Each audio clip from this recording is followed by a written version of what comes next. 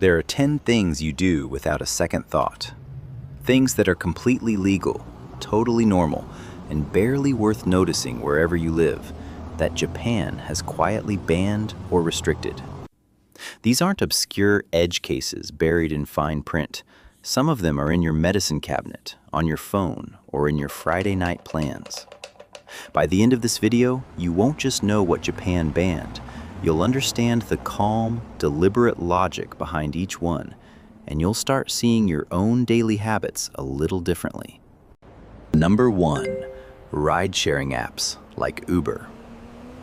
You've almost certainly opened a ride-sharing app without thinking twice. You tap, a driver nearby accepts, and someone in their personal car pulls up 2 minutes later. For most of Japan's modern history, that entire system was effectively illegal. Japan's Road Transportation Act required all commercial passenger transportation providers to obtain proper taxi licenses, meaning the peer-to-peer ride-sharing model that Uber pioneered globally was prohibited across the country. In April 2024, Japan introduced a limited form of legalized ride-sharing in select urban areas, but under strict conditions managed by taxi companies, not the open platform model familiar to Western users. So when you open the Uber app in Tokyo, you're not hailing a private driver. You're essentially booking a regular taxi through a familiar interface. The reasoning isn't bureaucratic stubbornness. Japan has long viewed the taxi industry as a professional service with real accountability. Licensed drivers, metered fares, regulated safety standards, and it has consistently protected that structure rather than letting a platform disrupt it overnight. The takeaway here isn't that Japan is behind, it's that Japan made a deliberate choice about what kind of transportation system it wants its citizens to trust.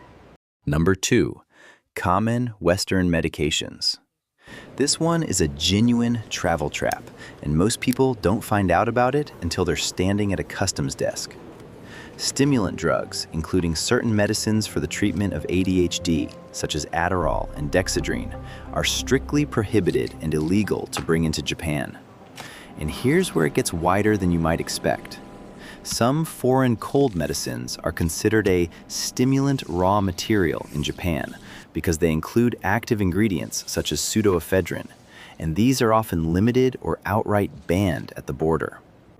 That means a box of Sudafed with higher pseudoephedrine concentrations or quantities above Japan's permitted thresholds could be confiscated at Japanese customs, and even standard doses may require an advance import certificate depending on the total amount you carry.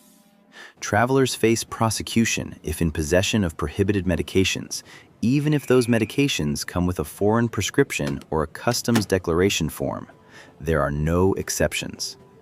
Japan draws this line because its Stimulants Control Act treats stimulant compounds as a serious public health concern, full stop. Your home country's prescription carries no legal weight once you land. The calm reflection here is simple. Japan decided that its drug safety framework doesn't bend for convenience, and that consistency is exactly the point. Number 3. Dual citizenship. Most wealthy democracies have quietly made peace with the idea that a person can hold 2 passports. Japan has not. Japan legally requires citizens who acquire a foreign nationality to renounce their Japanese citizenship. It is one of the strictest dual citizenship policies among economically advanced nations, and it isn't accidental. Japan's concept of national identity has historically been understood as whole and undivided. You belong fully, or the legal framework assumes you've chosen to belong elsewhere. The practical consequence is real.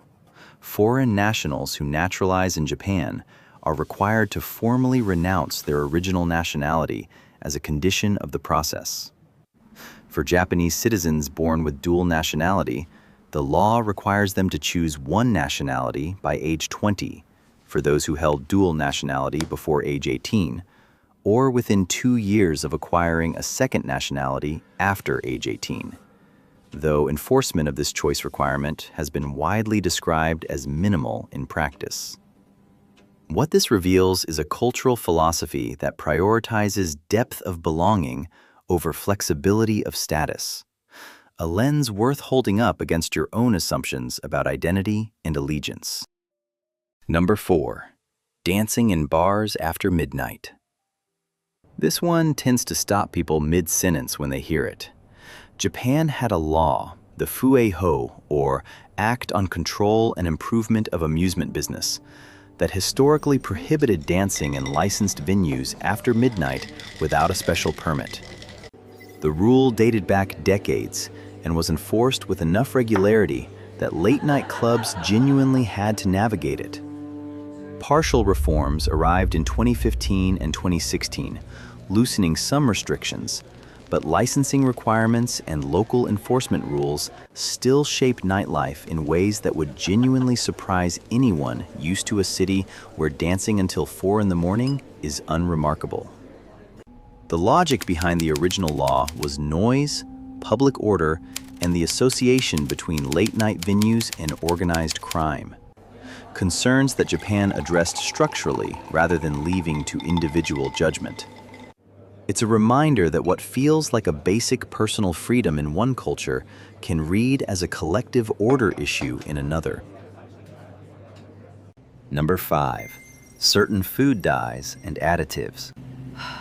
Walk down a snack aisle in the United States, and you're looking at a color palette that Japan has quietly refused to allow. Japan bans or tightly restricts several food dyes and preservatives that are standard in Western processed foods. Among them, certain applications of artificial colorants and compounds like brominated vegetable oil, which has been widely used in some citrus-flavored drinks abroad. Japan's food safety philosophy tends toward caution. If a substance hasn't been thoroughly evaluated and approved under its own framework, it doesn't get in by default. That conservative baseline means the ingredient lists on Japanese snack foods are often noticeably shorter than their Western equivalents. Not because Japanese food is plain, but because the regulatory starting point is restriction rather than permission. The quiet takeaway is that what you consider a normal ingredient may simply reflect what your own regulators decided to allow, not what is universally considered safe. These first 5 bans share something underneath the surface, a pattern of Japan choosing structure, accountability, and collective caution over individual convenience. The next 5 make that pattern even harder to ignore. Of those 5 bans, which one genuinely surprised you most?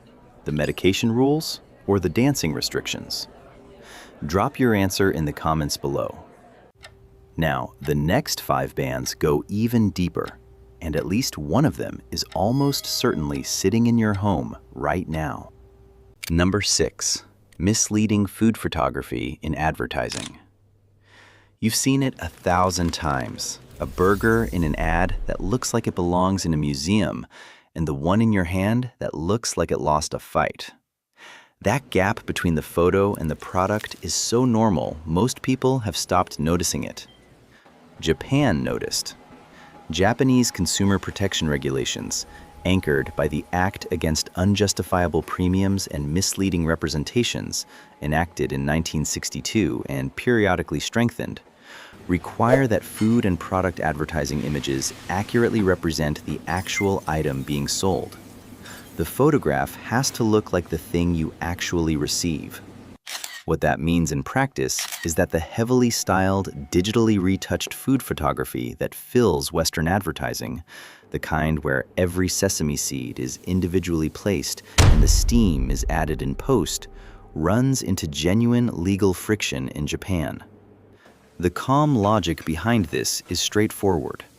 Advertising that systematically misrepresents a product erodes consumer trust, and Japan decided that protecting that trust was worth the inconvenience to marketers. Number 7. High-pressure door-to-door sales tactics. Picture a salesperson sitting in your living room, and the longer you hesitate, the harder they push. That scenario plays out in homes across much of the world, with almost no structural protection for the person on the receiving end. Japan built one.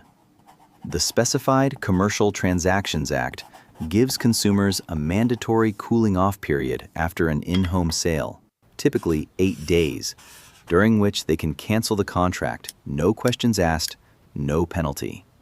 Aggressive in-home sales tactics that are considered standard practice in many other countries are explicitly restricted. The reasoning is that your home is not a neutral commercial space. It is your private environment, and a sale that happens inside it deserves a higher level of consumer protection than one you walked into voluntarily. Japan essentially decided that the power imbalance in a high-pressure home sales situation was a structural problem requiring a structural solution. Number 8. Casual jaywalking. This one isn't unique to Japan, but the way Japan enforces it makes it feel like a completely different social contract. Jaywalking laws exist in many countries and are ignored in most of them. In Japan, they are observed, genuinely, consistently, and without anyone needing to be watched. You will see people waiting at a completely empty intersection at 2 in the morning because the light is red. That isn't fear of a fine. It is a deeply embedded understanding that the rule exists for collective order, not just for the moments when a car is coming. The broader reflection here is worth sitting with. In a society where individual behavior is understood as having a direct effect on everyone around you, the question isn't whether you personally will be hit by a car. It's what kind of shared environment you're choosing to maintain. Number 9. Noise in residential spaces.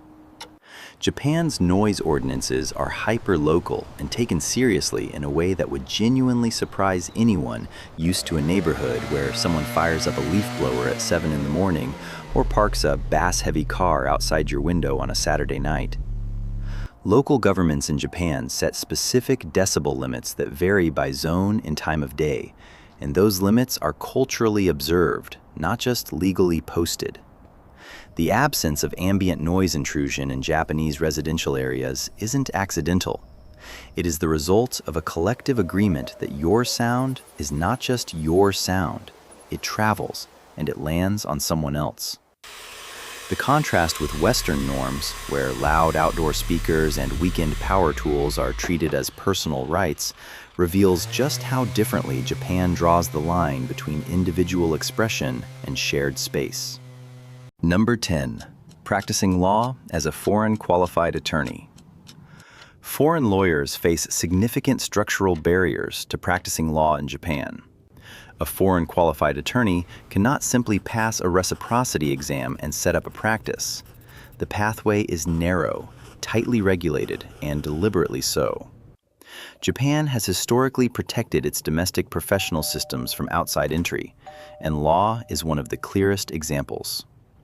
You might read that as protectionism, and there is an element of that, but it also reflects something consistent across every item on this list. Japan tends to treat its core systems, transportation, healthcare, consumer markets, public order, professional services, as things worth designing carefully and protecting deliberately, rather than opening to disruption and sorting out the consequences later. And that is the thread connecting all 10 of these bans. Every single one points toward the same underlying logic. Japan consistently prioritizes collective calm, consumer protection, and long-term social order over individual convenience. That is not restriction for its own sake. It is a design philosophy applied quietly and consistently across an enormous range of daily life. The question worth carrying with you is a simple one. Of these 10 ideas, which one, if adopted where you live, might make daily life just a little less chaotic? Subscribe for more Japanese habits that quietly make life calmer. And watch our next video on Japanese home rules right now.